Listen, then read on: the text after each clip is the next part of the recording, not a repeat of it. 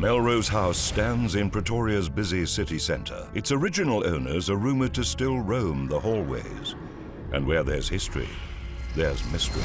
It's got Dutch architecture, Edwardian architecture. It's surrounded by such a lovely garden. We've got a big wild fig in the corner, which is also 136 years old. Melrose House was built in 1886 by a successful Durban businessman, George Hayes, as a home for him and his family. The three-storey stately mansion, with its characteristic turrets and gables, was named after Melrose Abbey in Scotland, where the Hayes enjoyed their honeymoon. This would have been the very rich area in Pretoria. It's close to Church Square, which is basically the marketplace where everyone came together. While there is no mystery about the former inhabitants of the massive home, no one knows why certain rooms cause panic in people and frighten off visitors. We asked the Phoenix Paranormal team for their input. This specific location is very precious to us in the sense that this is one of the first historic buildings that we've actually investigated.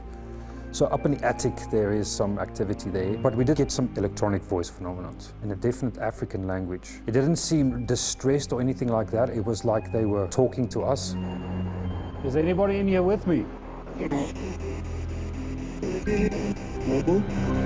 The cramped attic used to be a bedroom shared by the nanny and governess. The space always gets a reaction from the unwary. The energy in there seems to be accumulating. So when you step in there, you sort of feel off balance a little bit, and you get hit by the electronic magnetic fields. The other stories that I've heard is actually smelling cigar smoke in the billiards room, and then you'll hear his footsteps on the landing. Some of our investigators have been pinched, they've been pushed. You get this little sensation of euphoria and then feeling off balance. And one of our investigators had been pushed down the stairs.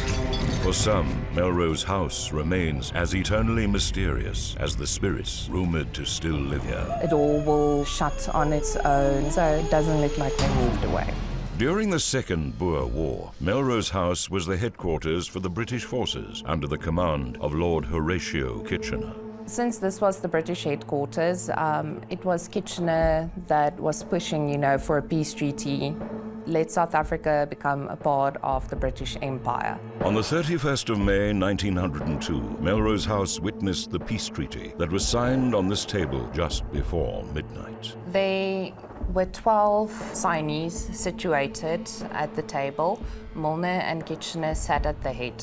It's been said that Mrs. Hayes did not like her morning room full of soldiers, and apparently the disgruntled lady is still seen closing the curtains and sitting in the room doing her needlework. Sometimes the stories that you hear you can't really believe until you see it for yourself.